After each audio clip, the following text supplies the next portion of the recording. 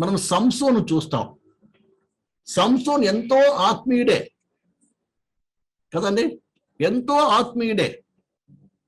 కానీ అతనిలో ఉన్న శరీర బలహీనతను బట్టి అతడు ప్రియులారా నిత్యము కూడా ప్రేరేపింపబడిన వాడుగా ఉన్నాడు. దేనికి? శరీర సంబంధమైన ఇచ్చలకు ప్రేరేపింపబడిన వాడుగా ఉన్నాడు. చివరికి ఆ ప్రేరేపణకు లోనయ్యి చివరికి తన ప్రత్యేకతను పోగొట్టుకోవడమే కాకుండా తన దర్శనాన్ని పోగొట్టుకొని చివరి గుడ్డివాడుగా జీవించినట్టుగా మనం చూస్తాం. అర్థమవుతుందండి? అదే టైంలో నిజముగా పరిపూర్ణమైనటువంటి యథార్థ హృదయముతో ప్రభువుకు జీవించినటువంటి యోసేపును చూస్తాం. యోసేపు సంసోను కూడా మొదటి వాడు, మనకు తెలుసు. అతన్ని కూడా ప్రేరేపించాడు. అతను కూడా ప్రేరేపణకు లోబడ్డాడు. అంటే లోబడమని క్షమించాలి, ప్రేరేపబడ్డాడు. ఎవరి ద్వారా? పోతిఫర్ భార్య ద్వారా ప్రేరేపబడ్డాడు. కానీ అతనిలో దేవుని యొక్క భయము, దేవుని సన్నిధిలో తను అప్పగించుకున్న వ్యక్తిగా నిండు మనసుగాతో ప్రభువును సేవిస్తూ ఉన్నాడు. కాబట్టి ప్రియమైన బిడ్డలారా, అతడు ఏ మాత్రం కూడా ఏం కాలేదు తెలుసా? ఆ ప్రేరేపణకు లోబడలేదు. అక్కడ ఒక పాపాత్మ స్త్రీ సంసోను ప్రేరేపించింది. అతను ఆ పాపం ఇచ్చా, శరీరం ఇచ్చా ఉంది కాబట్టి అతడు అక్కడ వాడు పడిపోయాడు. ఇక్కడ ఇంకో విషయాన్ని గమనించాలి.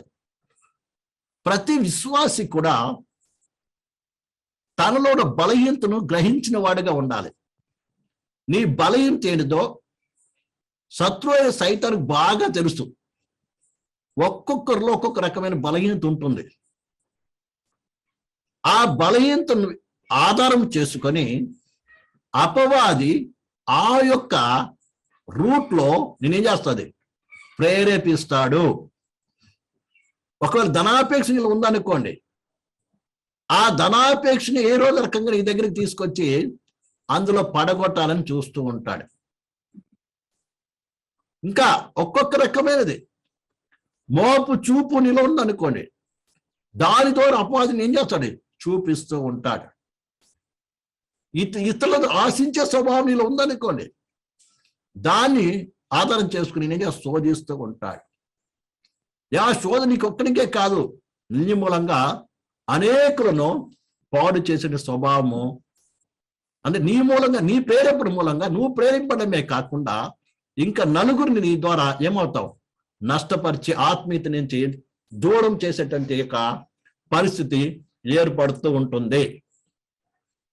అందుకే విశ్వాసులో ఏ బలహీనత ఉన్నా దానిని జయించుట కొరకో లేదా దాని నుంచి పడిపోకుండా కాపాడమనో నిత్యము కూడా విరిగి నలిగిన మనసుతో దేవుని సన్నిధిలో గోజాడి ప్రార్థించి ప్రభు చేతికి అప్పగించవలసిన బాధ్యత ఉంది.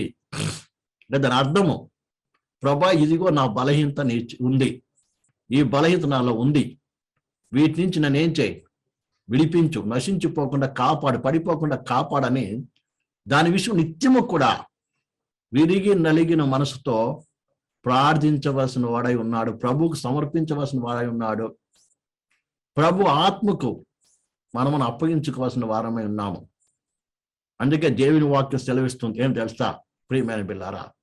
చేదైన వేరు మీలో మొలుచుట వలన మీరు అనేకులు అపవిత్రులైపోదురేమోనని ఉంది కదండి. అది నీకు ఒక్కరికే కాదు నష్టము, అది నీకే కాదు, నీ కుటుంబానికి కావచ్చు, సంఘానికి కావచ్చు, నష్టపరిచే కార్యముగా ఉంటుంది. చదవండి ఒకసారి ఆ మాట. ఎక్కడుంది అది? ఎబ్రీ రాసిన పత్రిక 12వ అధ్యాయము ప్రియమైన బిడ్డలారా, ఎబ్రీ రాసిన పత్రిక 12వ అధ్యాయము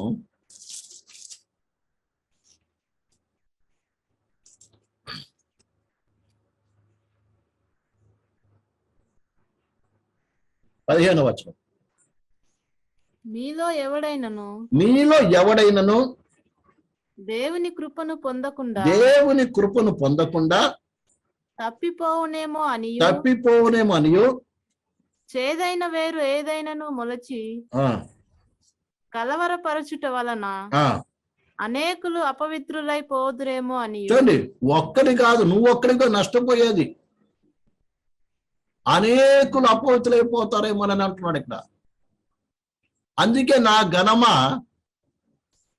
ఆరి సంఘములో చేరవద్దు అంటే ఆ గుంపులో చేరొద్దు అని ఇక్కడ దేవుని వాక్యం చూస్తున్నాం ప్రియమైన పిల్లారా. ఎందుకంటే ఈ యొక్క పాపము ఏం చేస్తుంది, మళ్ళీ ప్రేరేపిస్తుంటుంది.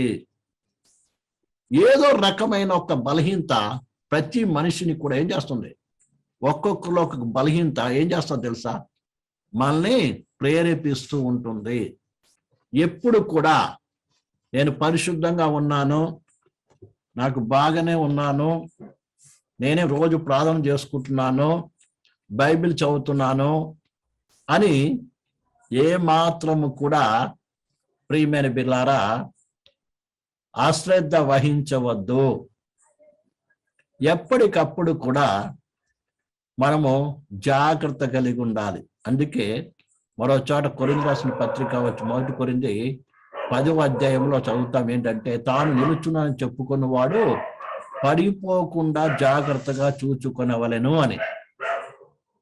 కాబట్టి నిలబడి ఉన్నాను అనుకోవడం కాదు, నిలబడవరు ఏం చేయాలంట, పడిపోకుండా చూసుకోవాలని దేవుని వాక్యం చెప్తుంది. సంసోను నేనే బలవంతుణ్ణి అనుకున్నాడు, కానీ ఏమైంది, పరిస్థితి అయిపోయింది. అదే యేసేపు ప్రియులారా ప్రేరేపింపబడ్డాడు, పాపానికి ప్రేరేపింపబడ్డాడు, కానీ ప్రియమైన బిడ్డలారా ఆ ప్రేరేపణ జయించగలిగాడు. ఎందుకు తెలుసా, అతడు దేవుని యందు భయభక్తులు కలిగిన వాడుగా ఉన్నాడు. ఆయన లక్షణం మనకు తెలుసు.